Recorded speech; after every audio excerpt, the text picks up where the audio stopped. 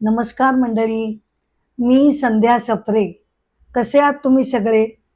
यूट्यूबवरील अमृताचे डोही या माझ्या आध्यात्मिक चॅनलमध्ये मी तुम्हा सगळ्यांचं मनापासून स्वागत करते. आजच्या माझ्या एपिसोडचा विषय आहे मांडुक्य उपनिषद. मांडुक्य उपनिषद अथर्व वेदामध्ये हे मांडुक्य उपनिषद आलेलं आहे.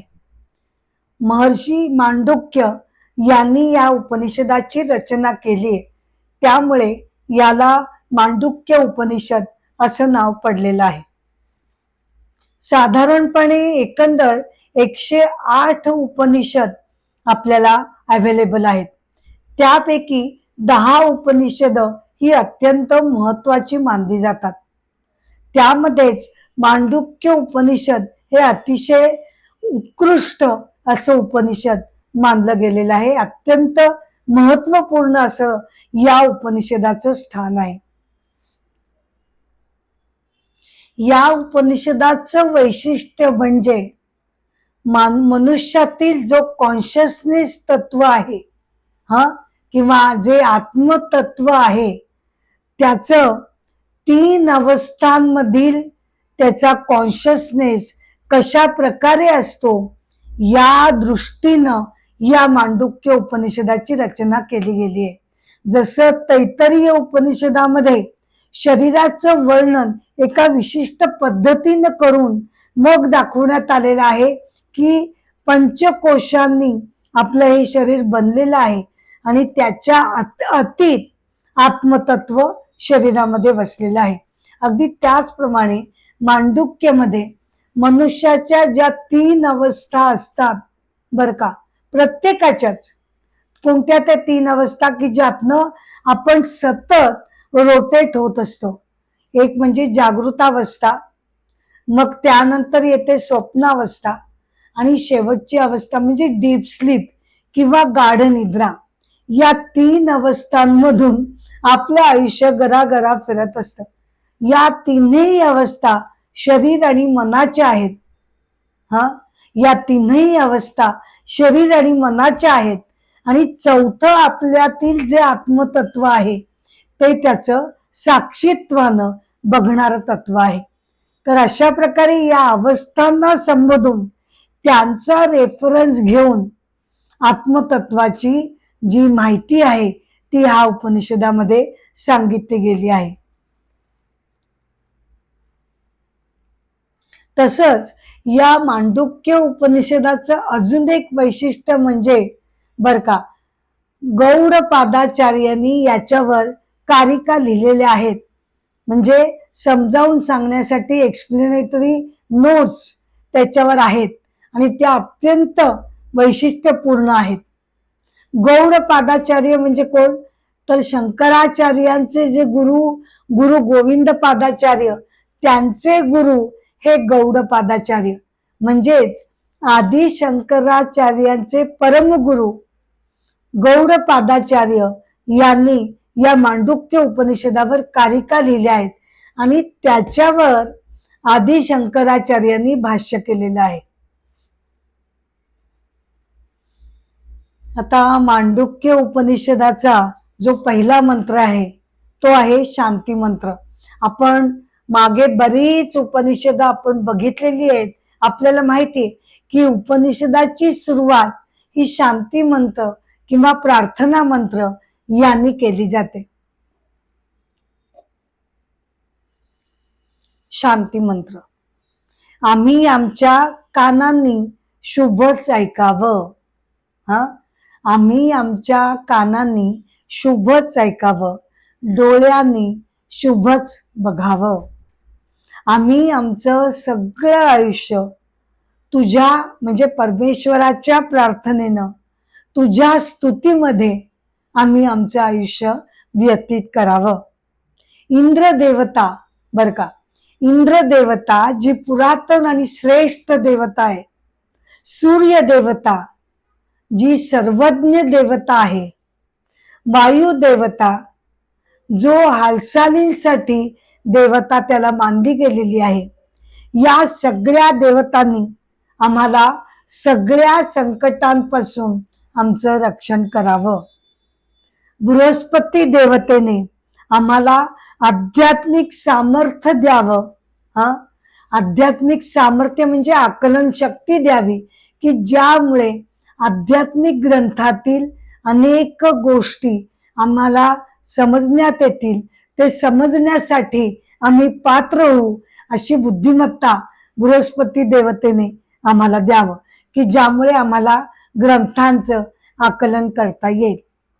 ओम शांती शांती शांती. प्रत्येक प्रार्थना मंत्राचा शेवट शांती शांती शांती असं 3 वेळा म्हणून केला जातो. का 3 वेळा म्हटलं जातं? तर आपल्याला म्हणजे कोणत्याही सर्वसाधारणपणे प्रत्येक व्यक्तीला 3 प्रकारचे ताप किंवा दुःख ही आयुष्यभर कधी ना कधीतरी थोड्या फार मोठ्या प्रमाणात छळत असतात. कोणते ते 3 ताप? तर एक आहे आधी दैविक ताप, बर का. आधिदैविक म्हणजे पूर येणं, भूकंप येणं वगैरे. नंतर आधी भौतिक ताप म्हणजे काय? म्हणजे भोवतालच्या जगतापासून पशु पक्षी प्राणी यांच्यापासून होणारे त्रास. आणि आध्यात्मिक ताप म्हणजे आपल्या शरीर मनाच्या विविध पीडा रोग वगैरे. अशा प्रकारचे हे जे 3 व्याधी आहेत, 3 ताप आहेत, त्यांनी शांत राहावं, त्यांनी आम्हाला त्रास देऊ नये, यासाठी 3दा शांती शांती शांती असं म्हटलं जातं.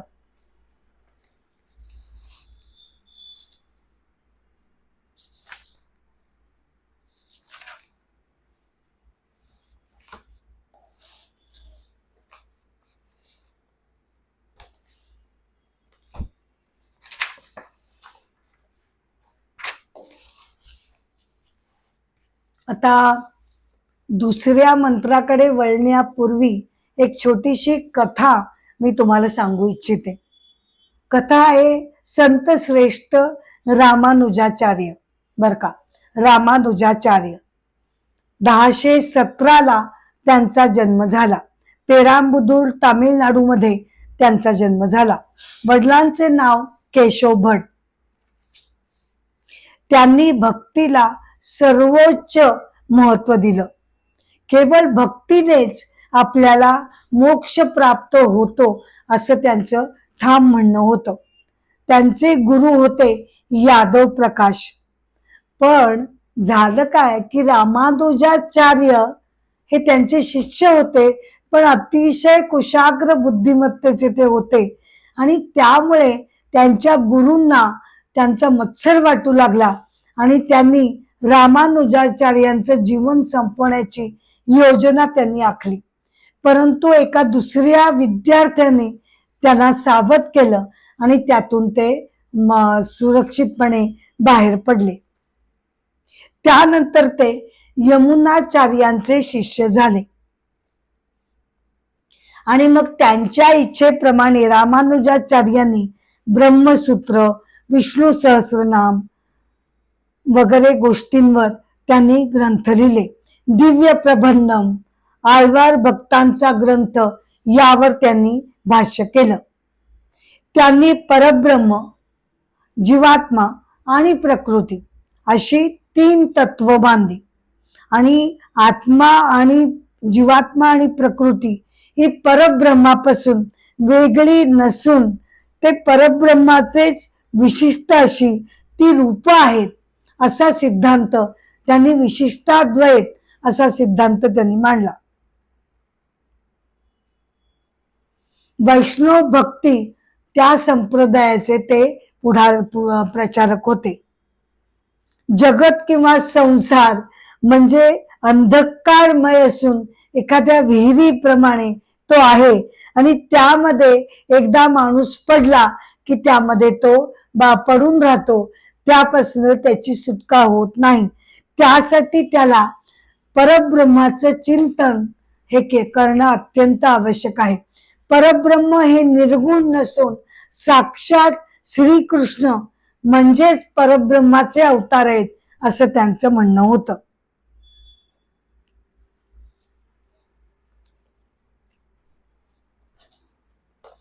तर असे संत श्रेष्ठ रामानुजाचार्य. आता मांडुक्यचा शांती मंत्र आपण बघितला. आता मूळ मंत्राकडे आपण जाऊया. मंत्र 1. ओम हा शब्द म्हणजेच सर्व काही आहे. हा ओम हा एक शब्द म्हणजेच सर्व काही आहे. जे जे भूत, वर्तमान आणि भविष्य आहे ते ते सर्व ओम आहे. हा बर का. भूतकाळ, वर्तमान काळ आणि भविष्य सगळं मिळून जे जे काही आहे ते ओंकार स्वरूप आहे. आणि इतकंच नाही तर या 3 कालांच्या अतीत असं जे आहे ते सुद्धा ओंकार स्वरूप आहे. म्हणजे काय की ओंकार हे साक्षात परमेश्वर तत्वाचं निर्देशक मानलं जातं. या साऱ्या ब्रह्मांडाच्या जगताच्या मुळाशी जो परमतत्वाचा पाया आहे बर का, की जो पाया ब्रह्मांडाच्या मुळाशी पण आहे आणि दुसरीकडे व्यक्तीच्या मुळाशी सुद्धा तोच पाया आहे. आणि तो कसा आहे तर तो निर्गुण आहे, निराकार आहे, अजय आहे. जन्म नाही म्हणून मरण नाही. तो सदा सर्वदा आहे, सदा सर्वदा असेल. म्हणजेच तो काळाच्या अतीत आहे. सृष्टीच्याही आरंभी, सृष्टी नसताना सुद्धा जगतामध्ये जे काही होतं ते हेच एकमेव मूळ निर्गुण परब्रह्म तत्व होतं. त्यामुळे काळ घ्या, अवकाश घ्या, या सगळ्या संकल्पना या त्याच्या कक्षेमध्ये येतात. तो त्यांच्या कक्षेमध्ये येत नाही. तो या सगळ्याच्या अतीत आहे.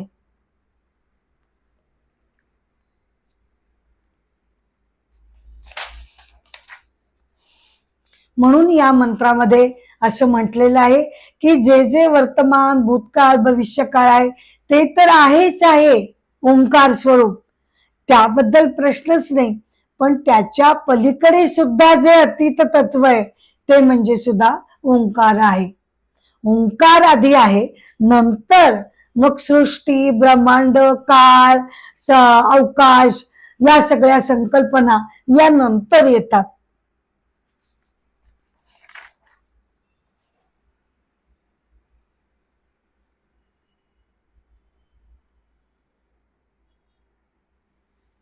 मंत्र 2. सर्व काही परब्रह्मन आहे. हे जे मूळ ऊर्जा तत्व आहे ते सर्व काही परब्रह्म तत्व आहे. आत्मा परब्रह्म आहे. आत्म्याला 4 पाद, पाद म्हणजे पार्ट्स, आत्म्याला 4 पार्ट्स आहेत.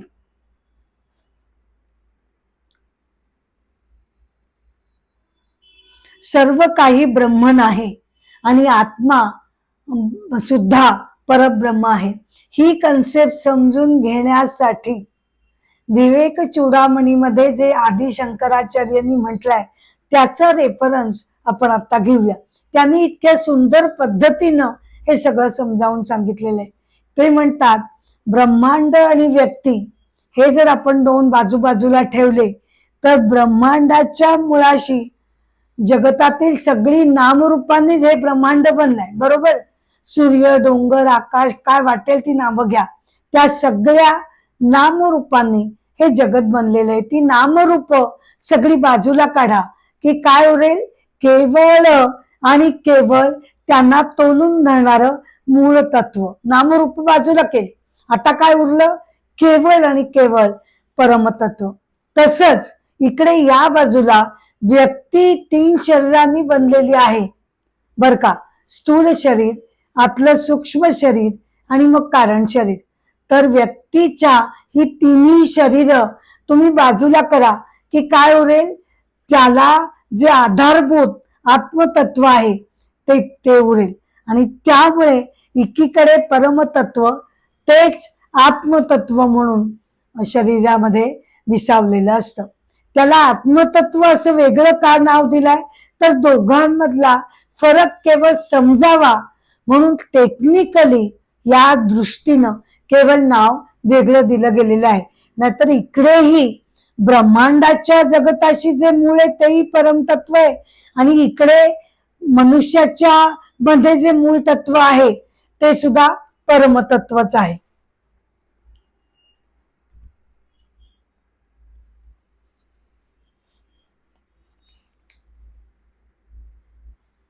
हे जे आत्मतत्व आहे ते व्यक्तीच्या शरीरामध्ये असल्यामुळे शरीर, मन, देह, बुद्धी, अंतःकरण या सगळ्यांनी ते लपेटून गेलेलं आहे बर का.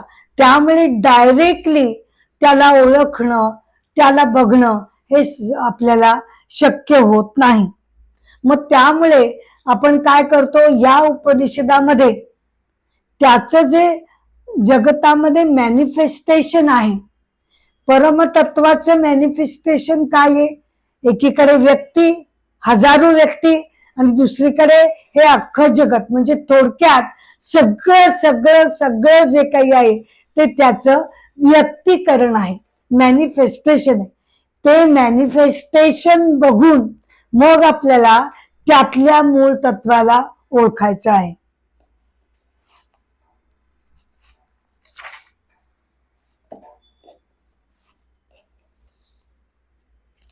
हे जे मूळ तत्व आहे त्याचं आदि शंकराचार्यांनी निर्वाण षटकम या त्यांच्या प्रसिद्ध स्तोत्रामध्ये अतिशय सुंदर पद्धतीनं वर्णन केलेलं आहे.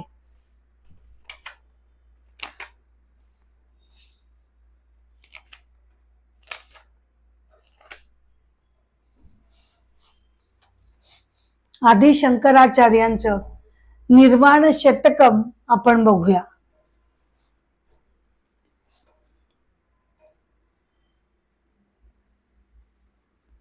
मी मन नाही, प्रज्ञा नाही, अहंकार नाही, चित नाही, मी कान नाही, जीभ नाही, नाक नाही, डोळे नाही, मी आकाश नाही, पृथ्वी नाही, वायू नाही, अग्नी नाही.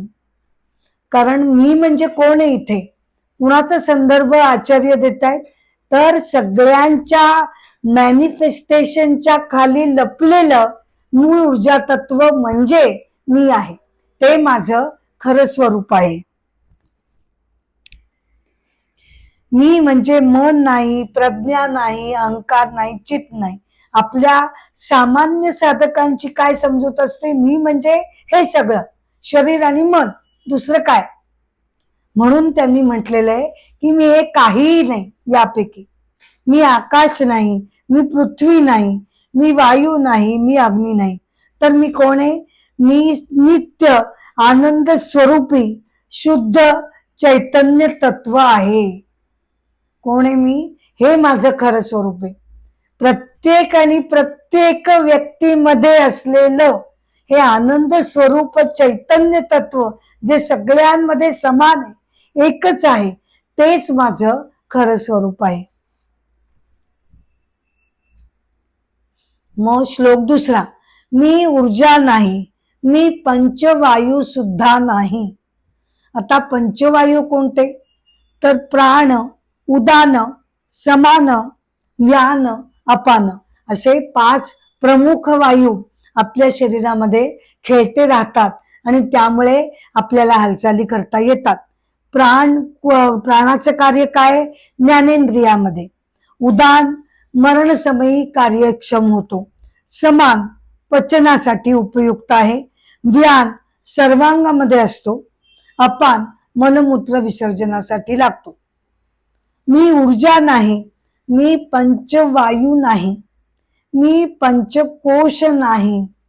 पंचकोशांची माहिती थोडक्यात अगदी मी आता इथे देते, कारण पंचकोशावर एक वेगळा एपिसोड मी आपल्या अमृताचे डोही या चॅनलमध्ये केलेला आहे. मी आपल्याला नम्रपणे विनंती करेन की तो आपण जरूर बघावा. मी पंचकोश नाही, मी सप्त धातू सुद्धा नाही. सप्त धातू कोणते शरीरातले? रस, रक्त, मांस, मेद, अस्थि, मज्जा आणि शुक्र यांनी बनून सप्त धातू तयार होतो. ना की मी पाय आहे, मी हात नाही, मी वाणी नाही, मी केवळ आणि केवळ आनंद स्वरूप चैतन्य तत्व आहे. आपण पंचवायू कोणते ते बघितले. आता पंचकोश म्हणजे नेमकं काय? तर पंचकोश म्हणजे तैत्तरीय उपनिषदामध्ये आपल्या शरीराची रचना या पंचकोशाद्वारे मांडली गेलेली आहे. आपल्या शरीरामध्ये एकात एक बसलेले असलेले पंचकोश तैत्तरीय उपनिषदानं उलगडून दाखवले आहेत. कोश म्हणजे आवरण, एकात एक अशी 5 आवरणांनी आपला देह बनलेला आहे. पहिला आहे अन्नमय कोश, स्थूल शरीर. मग त्यानंतर त्याच्या अंतर्गत येतं ते कोणकोणते कोश येतात? अन्नमय पहिला कोश, त्यानंतर प्राणमय कोश. प्राण म्हणजे हवा नाही, प्राण म्हणजे मनुष्य जिवंत असताना हालचाल करण्यासाठी जी कार्यशक्ती लागते ते म्हणजे प्राणमय कोश. सर्व शरीरामध्ये खेळणाऱ्या या प्राणांमुळे बर का, सर्व शरीरामध्ये हा जो प्राण खेळत असतो त्यामुळे आपण हालचाली करत असतो. त्यानंतर त्याच्या आतला जो कोश आहे तो येतो मनोमय कोश. तो प्राणमय कोशाला आतून व्यापून टाकतो. मी, माझं, अहमपणा हे त्याचे गुण आहेत. मनोमय कोश जो आहे तो विकारी आहे, जड आहे, तो अनुभवला जातो. मग मनोमय कोशाला व्यापून टाकणारा आतला कोश हा विज्ञानमय कोश आहे. हा सुद्धा विकारी आहे, प्रकृतीने बनलेला आहे.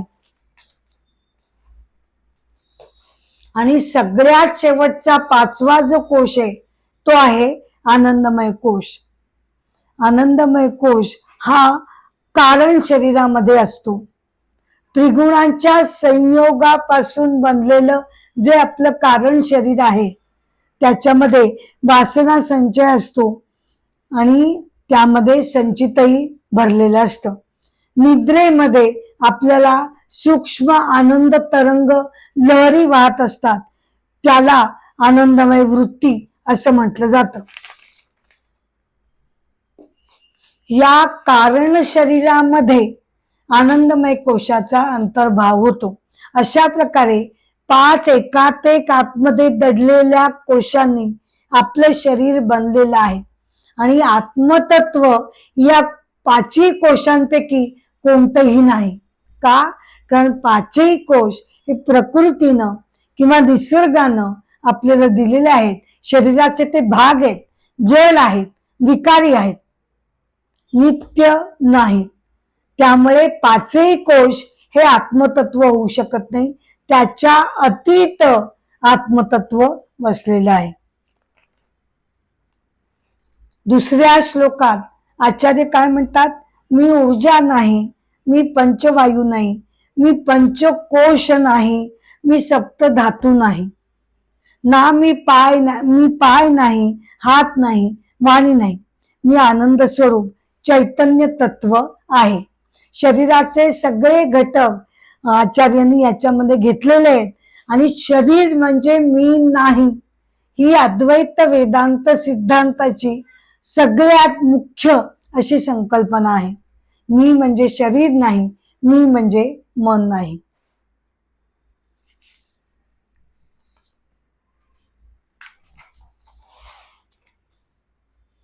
आता 3रा श्लोक निर्वाण षटकमचा आपण बघूया. मला कुणाही बद्दल जिव्हाळा नाही, अप्रीती नाही, हाव नाही, भ्रम नाही, मला असूया नाही. बर का, मला असूया नाही, ताण तणाव नाही. मी धर्म, मोक्ष, अर्थ, काम या 4 पुरुषार्थांपैकी सुद्धा मी कोणीही नाही. या 4 पुरुषार्थांपैकी मी कोणीही नाही. तर मी कोण आहे? माझं खरं स्वरूप चिदानंद रूपम शिवोहम शिवोहम मी साक्षात आनंद स्वरूपी चैतन्य रूपी असं तत्व आहे. आता द्वेष, राग, प्रीती, असूया हे सगळे जे विकार आचार्यांनी इथे मांडले, 4 पुरुषार्थ मांडले, त्यापैकी मी कोणीही नाही असं ते का म्हणतात? कारण हे सगळे विकार, हे सगळी मोक्षप्राप्तीचे जे घटक आहेत ते कुणासाठी आहेत? ते शरीर आणि मनासाठी आहेत. आत्मतत्व हे केवळ साक्षीत्वानं हे सगळं न्याहाळत असतो. त्यामुळे मनुष्य लोकांमधील आपल्या ज्या परंपरा आहेत, चालीरीती आहेत, आपले जे विकार आहेत, नाना विकारांनी आपण भरलेलो आहोत, त्यापैकी आत्मतत्व कोणीही असू शकत नाही. श्लोक 4. मी पाप नाही, मी पुण्य नाही, मी सुखदुःख नाही, मी मंत्र पठण नाही, तीर्थक्षेत्रामध्ये मी नाही, वेद पठण मी नाही, होम हवन मी नाही. आता हे जेव्हा आचार्य म्हणतात तेव्हा आपण काय अर्थ घ्यायचा की अच्छा म्हणजे मी काहीच नाही यातला, मग नकोच ते, तर तीर्थक्षेत्राला जाऊया नको, वेद पठण नको करूया, ग्रंथ वाचन नको करूया, असा अर्थ घ्यायचा का? नाही, हे सगळं आपल्याला अत्यंत आवश्यक आहेच, हे कोणीच नाकारत नाही. कारण त्याच्या आधारानेच मंत्र पठण, वेद पठण यांनीच आपण आध्यात्मिक मार्गाकडे ओढले जातो, खेचले जातो, ईश्वरीय तत्वाच्या मार्गावर आपण चालत राहतो. त्याची कारणं ही आहेत, त्यामुळे ते आवश्यक आहे. परंतु ते म्हणजे माझं खरं स्वरूप नाही, एवढंच आचार्यांना इथे स्पष्ट करून सांगायचं आहे. मी खाण्याची क्रिया नाही, मी खाण्याची वस्तू नाही, मी खाणारा सुद्धा नाही. खाणं, पिणं, झोपणं या सगळ्या शरीर मनाच्या कृती आहेत, आणि मी तर शरीरही नाही आणि मी म्हणजे मन सुद्धा नाही. त्यामुळे या क्रिया करणारा, त्याचा उपभोग घेणारा मी नाही. तर मी कोण आहे? मी चिदानंद स्वरूप, ते आत्मस्वरूप आहे.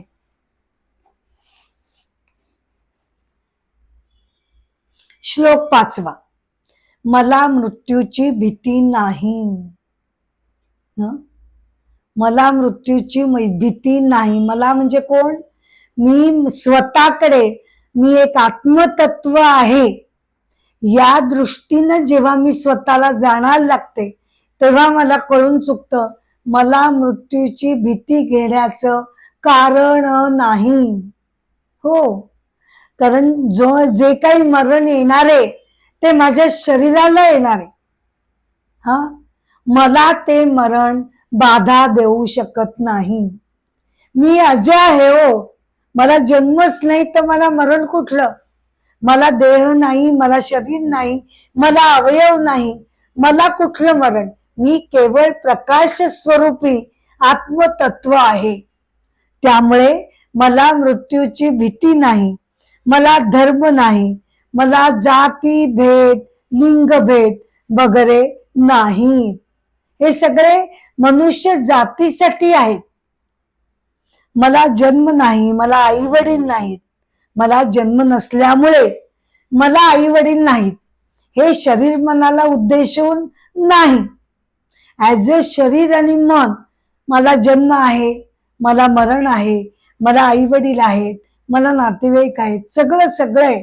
पण ते बाजूला करून आपलं फक्त गाभा तत्व जर आपण घेतलं, प्रकाश ऊर्जा तत्व म्हणून जर आपण स्वतःकडे स्वतःला बघितलं, तर मला जन्म नाही, मला आई वडील नाहीत, मला सखे सोयरे नाहीत, मला नातेवाईकही नाहीत, मला गुरु नाही, मला शिष्य नाही. मी केवळ आणि केवळ ते चिदानंद स्वरूपी आत्मतत्व आहे. आतापर्यंत मी हे नाही, ते नाही, असं या प्रकारे आचार्यांनी आपल्याला समजावून दिलेलं आहे. आता शेवटच्या श्लोकामध्ये ते काय म्हणतात ते आपण बघूया. निर्वाण शतकमचा शेवटचा श्लोक. मी निर्विकल्प आहे. हा, मी निर्विकल्प आहे, निराकार आहे, सर्वव्यापी आहे. कण अन कण मी व्यापलेलो आहे. मी इंद्रियांचा नियंता आहे. मी इंद्रिय नाही. कुठलंही सुख दिसलं की त्याच्या मागे धावावं हा माझा स्वभाव नाही. मला इंद्रिय नाही, मला शरीरच नाही, मला मनच नाही, तर मला स्वभाव कुठून येणार? आणि मी विषय उपभोगांच्या मागे मी कशाला जाऊ? मला सगळ्यांबद्दल ममत्व आहे. हा, का? कारण मीच ते प्रकाश ऊर्जा तत्व प्रत्येक आणि प्रत्येक व्यक्तीमध्ये जर मीच आहे, समान आहे, तेच आहे, तर मला हा परका, तो परका, हा वेगळा, हा दुजा भाव माझ्यामध्ये नाही. मला मोक्ष नाही आणि बंधन सुद्धा नाही. हा, किती गूढ गर्भ अर्थपूर्ण वाक्य आचार्यांनी इथे रचलंय. आपण आता म्हणू हे काय? आपली सगळी धडपड मोक्ष प्राप्तीसाठीच चालली आहे ना. मग मला मोक्ष नाही, बंधन नाही म्हणजे काय? हो, चाललीये ना, आपली धडपड चाललीये मोक्षाकडे जाण्यासाठी. अहो, पण मोक्ष आणि बंधन या मनाच्या संकल्पना आहेत. मन बंधनामध्ये आहे म्हणून आपण बंधनामध्ये आहेत. मन जेव्हा या सगळ्याच्या अतीत जाईल तेव्हा आपल्याला सुद्धा कोणतंही बंधन नसेल. जे प्रकाश ऊर्जा तत्व आहे त्याला मोक्षासाठी धडपड करण्याची गरजच काय? जर बंधनात असेल तर माणूस मुक्तीसाठी धडपडेल ना. तो बंधनातच ते तत्व नाही, त्यामुळे मोक्ष म्हणजेच ते असं सुद्धा आपल्याला म्हणता येईल. तर अशा प्रकारे निर्वाण षटकम आदि शंकराचार्यांनी अत्यंत अर्थपूर्ण असं हे स्तोत्र रचलेलं आहे.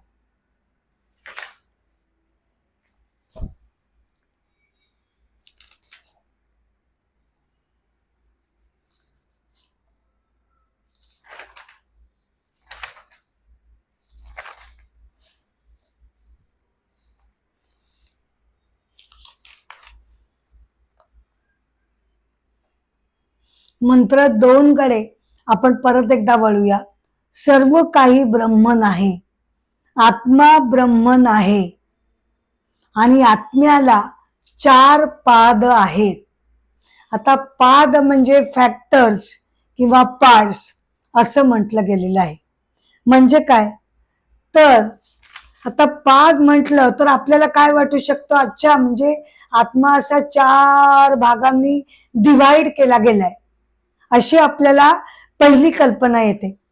पण आत्मा जर डिवाइड केला गेला तर मग तो अभंग एकसंघ राहू शकत नाही आणि त्यामुळे मग तो फायनाईट होईल आणि फायनाईट झाला की तो विनाशी ठरेल. त्यामुळे 4 पाद आहेत म्हणजे 4 भाग त्याचे पाडलेले आहेत असा अर्थ आपण घ्यायचा नाही. तर 4 पाद म्हणजे काय? तर 4 फील्ड ऑफ ऍक्टिव्हिटीज. हा, 4 फील्ड ऑफ ऍक्टिव्हिटीज. मनुष्याचं सगळं आयुष्य, अगदी कोणत्याही मनुष्याचं आयुष्य आपण घेतलं तर त्याच्या ज्या फील्ड ऑफ ऍक्टिव्हिटीज आहेत त्या कोणकोणत्या आहेत? तर पहिल्या 3 कोणत्या? जागृत अवस्था, तो जागा झाला की तो जगाशी इंटरॅक्शन करतो, पहिली अवस्था. मग त्यानंतर तो दमून जातो, झोपेची तयारी करतो, तेव्हा त्याच्या आधी डायरेक्ट गाढ झोप लागण्याआधी त्याला बऱ्याच वेळा मध्ये स्वप्नावस्था येते, त्यामध्ये स्वप्न जगत तो अनुभवतो. ही झाली दुसरी अवस्था. आणि मग हळूहळू त्याला गाढ निद्रा लागते, ही त्याची तिसरी अवस्था. जागृतावस्था, स्वप्नावस्था आणि मग गाढ निद्रावस्था, सुषुप्ती, अशा 3 अवस्थांमधनं तो फिरत असतो. या 3ही अवस्थांमधले जे इगोज आहेत, अहंकार, ते मांडुक्यमध्ये सविस्तरपणे मांडले गेलेले आहेत.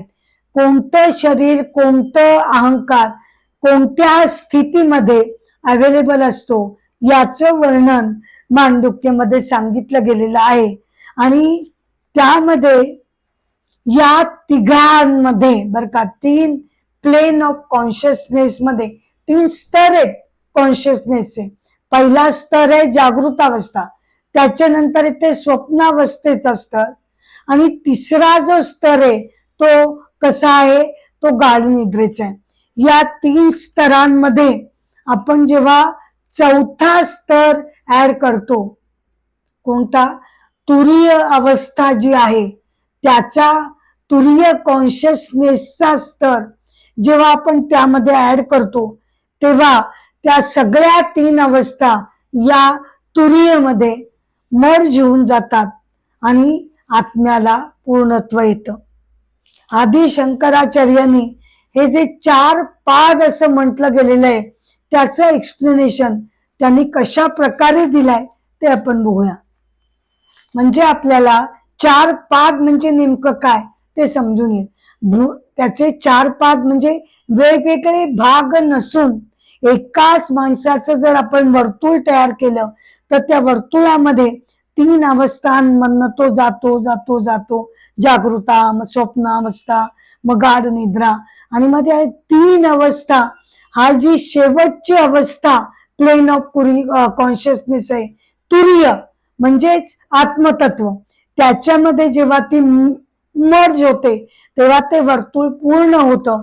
पहिल्या 3 अवस्था अधिक चौथी अवस्था म्हणजे आत्मतत्वाचं प्लेन ऑफ कॉन्शियसनेस, त्याच्यामध्ये त्या पहिल्या 3 मर्ज होतात आणि मग ते वर्तुळ पूर्ण होतं.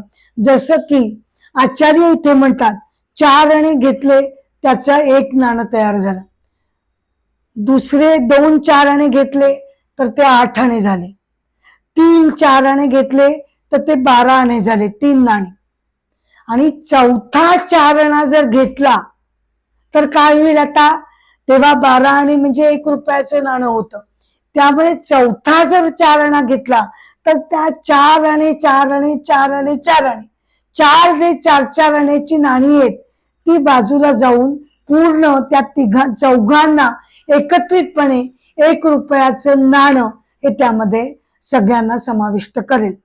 त्याप्रमाणे त्या 1 रुपयाच्या नाण्यांमध्ये जसं 4 आण्याचं वेगवेगळेपण राहत नाही, तसंच जागृत अवस्था घ्या, स्वप्नावस्था घ्या, मग त्यानंतरची गाढ निद्रा घ्या, या सगळ्यांचं वेगवेगळेपण या चौथ्यामध्ये जेव्हा सगळं मर्ज होतं तेव्हा वेगळेपण राहत नाही.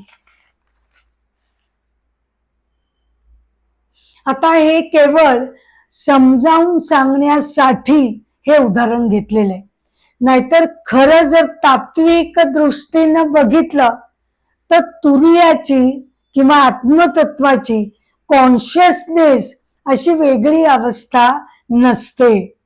पण केवळ या 3 अवस्थातून आपण जात असताना काय घडतं हे समजावून सांगण्यासाठी इथे चौथं जे प्लेन ऑफ कॉन्शियसनेस आत्मतत्व म्हटलेलं आहे ते केवळ समजावून सांगण्यासाठी घेतलेलं आहे. या आत्मतत्वामध्येच एक अवस्था मर्ज होत जाते. त्या तुरीय आत्मतत्वाला कोणत्याही यातल्या अवस्था नाही, पण तरी तो ते 3 अवस्थांमध्ये तरीही तो आहे, आणि त्यांच्यामध्ये तो असून सुद्धा त्यांच्या तो अतीत आहे. हे समजावून सांगण्यासाठी आत्मतत्वाला 4 पाद आहेत असं म्हटलेलं आहे. पाद म्हणजे प्लेन ऑफ ऍक्टिव्हिटीज, व्यक्तीचं कार्य स्तर आणि त्यावेळी त्याची असलेली अवस्था ही त्यानं दाखवली गेलेली आहे.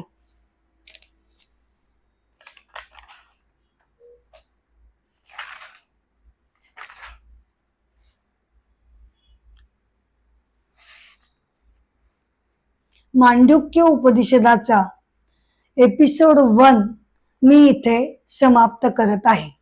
इथे आपण मंत्र 2 पर्यंत आपण आलेलो आहोत. त्याचा पुढचा भाग, पुढचे श्लोक आपण नंतरच्या एपिसोडमध्ये बघणार आहोत. मांडुक्य उपनिषद हे सगळ्यात छोटं उपनिषद गणलं गेलेलं आहे, कारण ते केवळ 12 श्लोकांचं बनलेलं आहे.